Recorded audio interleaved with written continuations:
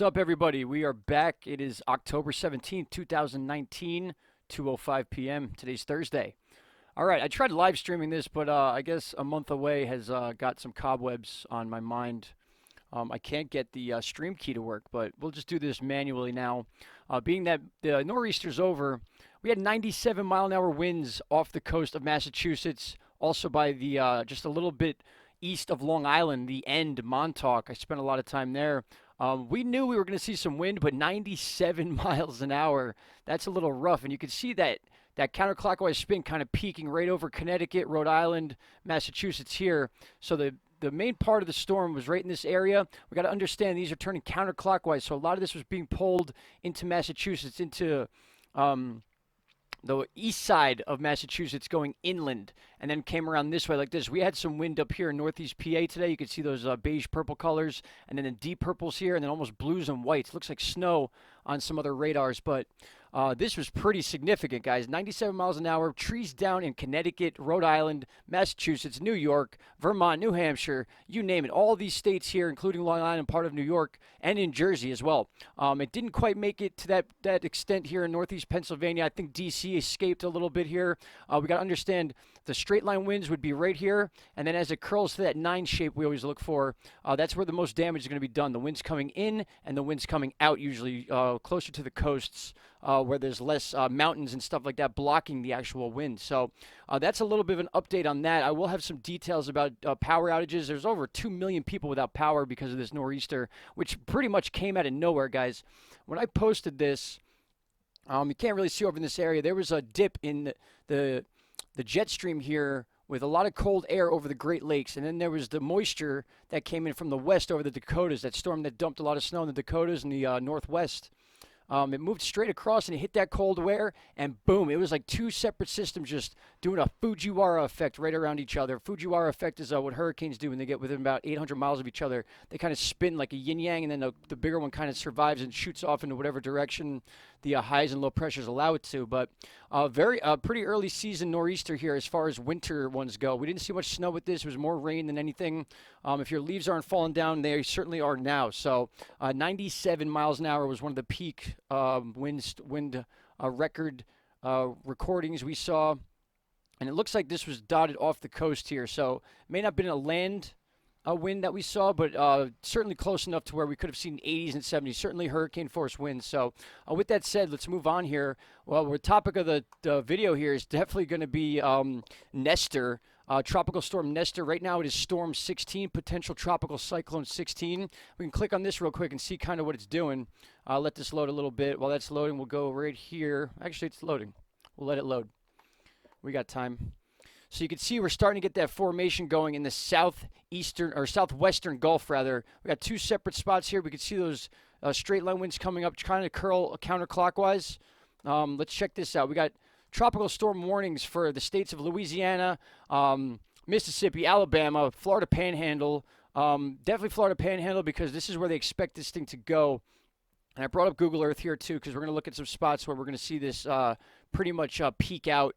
And they're expecting the southwest or southeast corner of Alabama, which is right around here. Like, we're talking about a 50-mile chunk of Alabama is going to be involved in this storm, at least for now. We got a 2-day forecast going. So next 2 days, this thing's going to shoot all the way across the Gulf. Very fast-moving storm. Formed yesterday. We saw that all pulling up right in this area. Some of it was in the Pacific. Some was in the South Caribbean. Some of it was already in the Gulf. We can kind of look at that on the mimic chart here, if I can find it.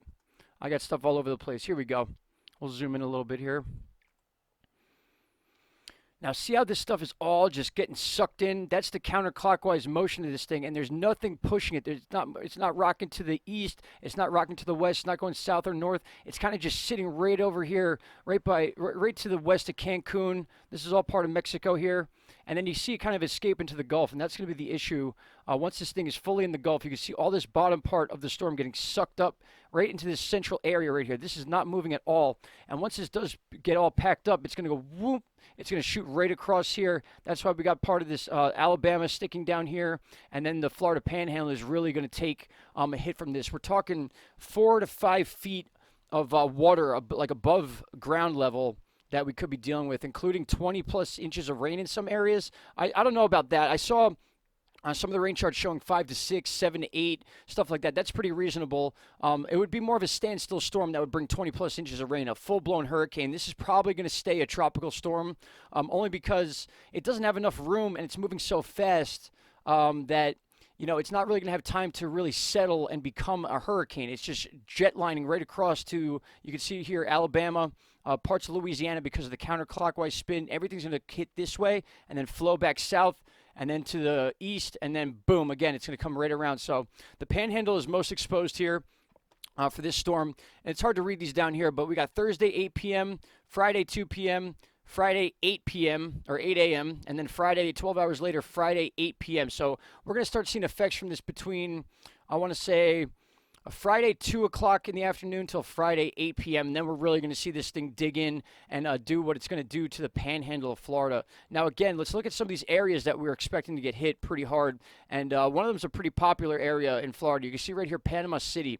Now, the only thing going for Panama City, it has this little outbreak of land coming here. So if we have counterclockwise winds coming in this way, they might clip this first and kind of die down before they get to Panama City. But we need to take into account how big this piece of land is here. In the Panhandle, it's huge. It's monstrous. I used to live in there near Tallahassee, and then we got Mobile, Alabama, right here in the in this little gully here. That could definitely see flooding. And then obviously the Mississippi Delta right here is definitely exposed to that counterclockwise spin. Boom. Even before it gets to the Panhandle of Florida, we're going to see that counterclockwise spin coming into the Mississippi Delta. If you're in this area, New Orleans, you're a little bit inland, but you will see effects from this, absolutely. Even Mississippi, you will see effects from this, even though you're kind of tucked in that little gulf right there. The counterclockwise winds will get their way in there. So there's going to be some wind with this. Probably not hurricane force. We're going to see 30, 40, 50, give or take, mile-an-hour winds. But again, it's these little edges that stick out. They're going to get the biggest part of it. And that's what I'm talking about over here. So we're going to name off some of these areas. If you live in these areas, definitely you want to be aware of this. You want to check updates. You want to be up to date on this as much as possible. There's a lot of waterways in here, guys. So a lot of potential for flooding, a lot of potential for that 5 foot of raised water. We do have a lot of barriers here. Like these things are very helpful for storms like this that aren't really going to sit around and kind of just dump water all day. It's going to come right through like a storm. But these things are going to help because it's the force of the storm itself is going to push water into areas like Panama City Beach. Let me back out a little bit here and get more of a brunt area. All right, so basically we're going to talk about areas from Port St. Joe, which is kind of engulfed here in this little gulf. We're talking Mexico Beach, Callaway, Panama City Beach, Laguna Beach. There's areas within here that we want to mention too. Rosemary Beach, Seacrest, Seagrove Beach, Gravetown Beach. All these areas here are going to pretty much get hit the exact same. We're looking for that key number, 5 feet of rain, or not rain, 5 feet of storm surge, based on the speed of the storm and how much rain it's going to have with it. Now, let's take a look at some of that info actually right now. Let's get to forecast models here. Sorry I didn't have this all set up. I had this ready for a live stream, but what are we going to do? So you can see here that kind of boom right there. That's pretty strong right there by the 19th.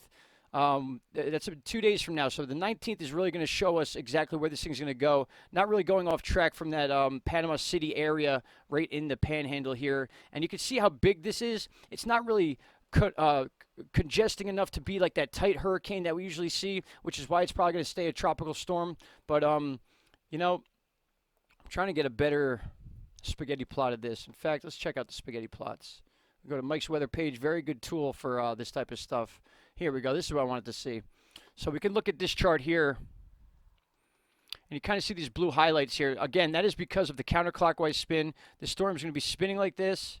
Boom, boom, boom. Here's the cone of uncertainty. And you can see how that wind is going to affect parts of Louisiana. And it kind of skips over Mississippi. I don't know how true that's going to be.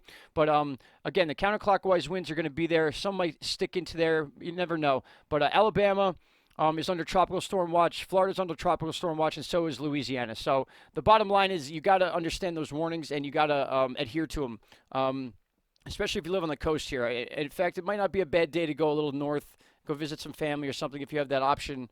Sorry about this here. But you see this yellow here. This is a tropical storm warning. You can see right here. So this thing's going to come across like this, and you never know. It could shift a little bit to the south. It could come across this almost north to southeast jagged edge of Florida right here. But this area right here is certainly going to get hit. And, it's big enough to the storm will be big enough to where it'll come over this top part of this sliver here. In fact, we can look at it again on Google Earth. This is what they're talking about right here, right by Highway 98. Boom, it's going to come over here and then pull out this way, or it could come up as far as Alabama and come down this way and then outflow this way. That's why they're kind of keeping Mississippi out of this. This is going to flow right around Mississippi and then back out towards the Mississippi Delta. But before that, even before that, guys, you got to understand the storm's going to be down here and it's going to be coming up this way and boom, it's going to hit here first and then it's going to kind of clip this area and hit Santa Rosa Island in this area. This is where Panama City Beach is, right in this gully right here. And then you can kind of see how they're understanding that Mississippi might be left out of this. But again, you got to understand these winds are going to come right over Alabama, right into Mississippi. So there might be back-end winds, but it's still going to be pretty windy. You might get some rain in this area. Anything that's exposed to the water is certainly an area you want to watch. But Tampa, you were also involved in this too. You can see this area was the yellow area we saw. We don't want to leave anything south out of that because this thing could expand as soon as it gets here, and the wind field might expand like this. So we might get the entire edge of the Gulf here might be just packed with a little storm. Again, nothing crazy as far as a Category 1, 2, or 3, but a tropical storm nonetheless this late in October. It shouldn't be too cold there, but, there's a lot of people vacationing in Florida right now. A lot of people there, I guess you could say. But, all right, let's check out a couple more charts, guys, and then I'll let you go. Again, I wanted to save this for a live stream, but it wasn't really working out too well. Here's a better look at the tropical storm warnings. You can see right here, tropical storm warning. The entire Gulf is basically covered in their quadrants here, and then they break up into smaller ones as you get towards the states. You got the pink here. We got gale force warnings. What else do we got here? Storm surge watch. That's what we wanted to see. The storm surge watch comes all the way down, and a little bit near Tampa. Things like that, like we just mentioned. So this thing could track down all the way parallel to Lake Okeechobee. You never know. But 2 days out is still a little time for this thing to change direction. But you can see here the tropical storm warnings do come into Mississippi on this chart, but then on this chart, they don't really show it that much. They kind of have that blanked out there. But again, this is all above sea level, so you can't really take that into account. Mississippi, you got to be on alert for this as well as everyone else. You can see here kind of where that energy, that centralized energy is going to be. Right here is Panama City Beach, guys, where we looked before. So that's going to be an area to watch very closely, and even to a little bit to the west and a little bit to the east of that as we track closer to that 2-day mark, 48 hours from now. It's going to be pretty interesting. See the wind field right here? This is covering about 4 states, Louisiana, Mississippi, Alabama, Florida, and it kind of goes into Georgia here. By the time this thing hits the panhandle, this thin piece of land here, we could see effects in Georgia and the southeast corner of Alabama here could be very much in the path of this right here.